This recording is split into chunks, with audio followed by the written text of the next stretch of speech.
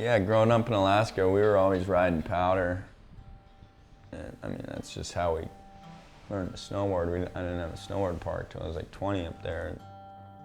There wasn't really that many professional snowboarders at that point. It was different back then. So for us to be able to go out and do that, it was a big leap. My parents didn't think that I could be a professional. I mean, they had faith in me, but they didn't think that there was actual industry that supported that. And I worked construction with my dad for 20 years in Alaska, so I grew up with that same work ethic. And then I just was able to apply it to snowboarding, which is easy. It's fun. It's something I always did. And I saw that you could do something you love and get paid for it. And if I could do the one thing that made me truly happy, I wasn't gonna not try it. I can always go back to Alaska, right? It's either you do it or you go back home and you tail between your legs and you go back to work, My dad used to say all right, time to get back to work, real world now. And I'd be like, yeah, I gotta make some money again. But then I got to a point where everything I did started to pay off.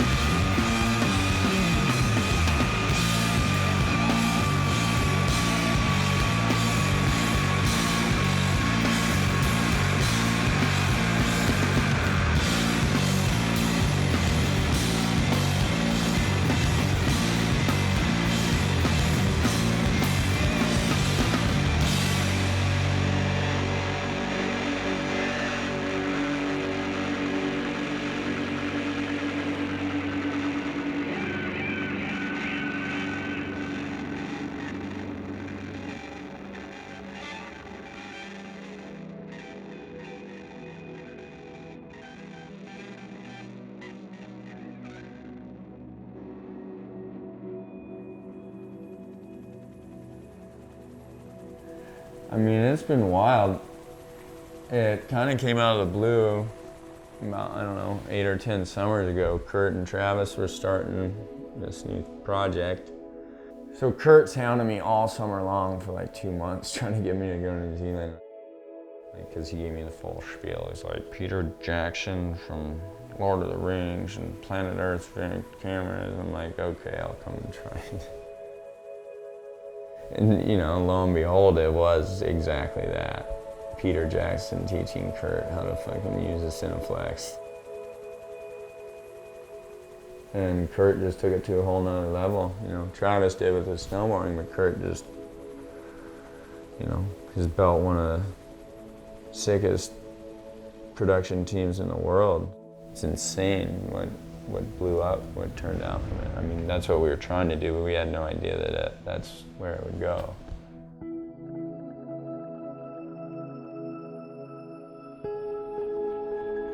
It's a high-level production, though, man. A lot of stress. For somebody to come in and try to work in that situation is tough. And then to be able to perform and be at your peak, most people fold.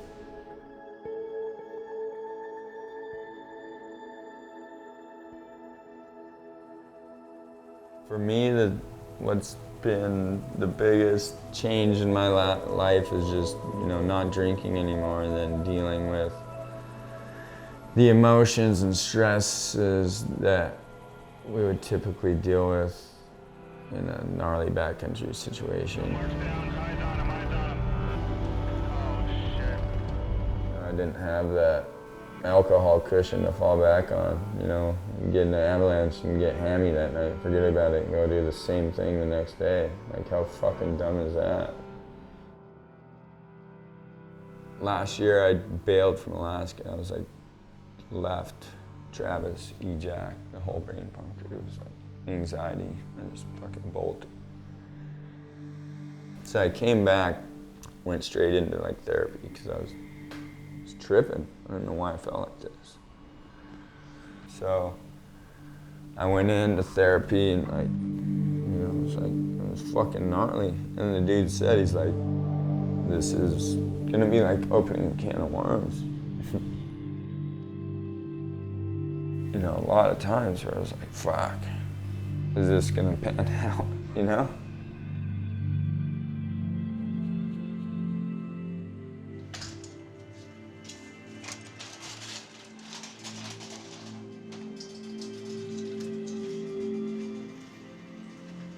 You know, people always want to know the next art of flight, the next, you know, what's it gonna be, have all this expectation, especially of me, like whatever, what's, you know, is he gonna stop snowboarding, ingrained ink, what is this, you know, it's like, sorry. It's been a tough week.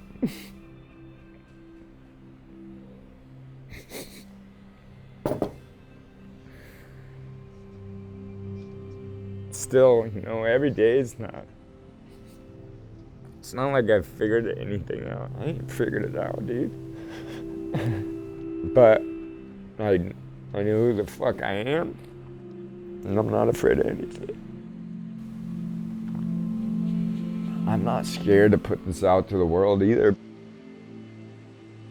I don't do things anymore worried about what other people think. I used to do that all the time, man. And that's what killed me. Being able to take time and slow down and reflect on everything that happens is just so key in life. And the hardest part is being able to just be who you want to be and not give a fuck about what anybody else thinks, because at the end of the day, that's really what you have to do. And some people think it's selfish, but it's not. It's just, I wasn't happy with myself, so I couldn't make the people who I was truly supposed to love happy, you know? It's been a constant evolution. It's been tough, especially trying to deal with like figuring out who I am.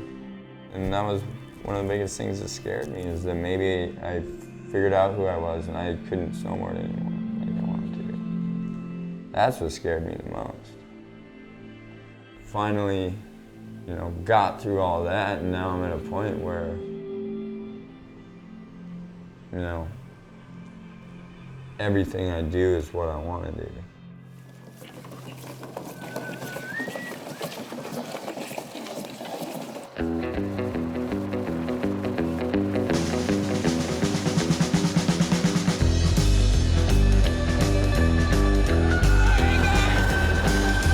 Hey man, we're up at Baldface. Here's my buddy, Jeff Pensiero, life coach and hero here.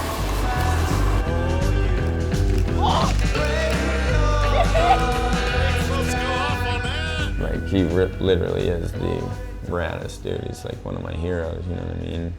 So Baldface has been around for 18 years. Him and Craig Kelly kind of established it together. Craig was the one who kind of pushed Jeff, you know, 18 years ago, just to be able to get away. Craig was at that point where he wanted to get away from all of it, and he found that in Baldface and Nelson.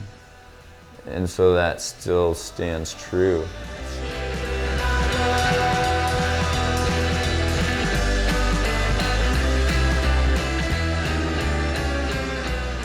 It's Jeff, and it's the vibe, and it's, you know, what he's done there and what he's created that makes it so fun.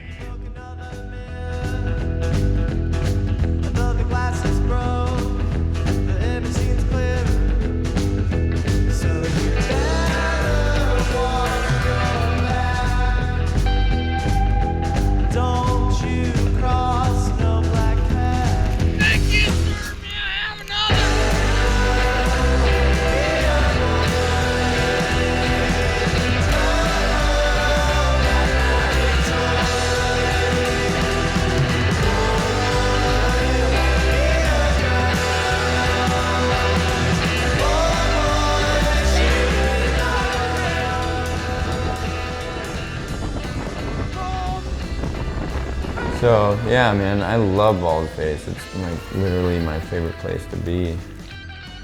It's a really nice outlet for me to get away from snowboarding would still be snowboarding.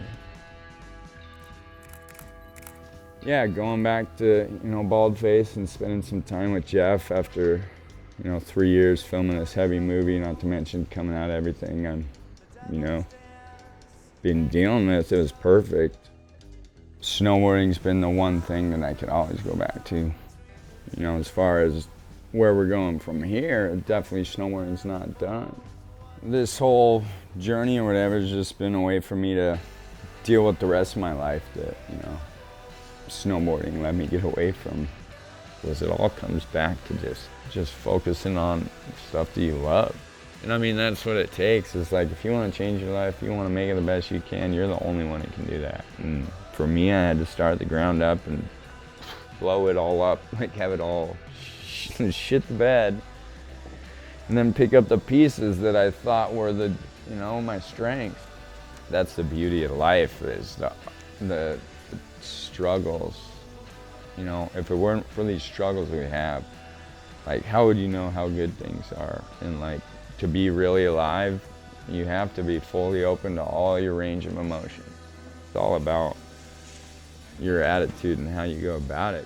You can either go to the mountaintop, or you can just sit in the valley, like whatever you want to do. It's your fucking choice, right? Every day.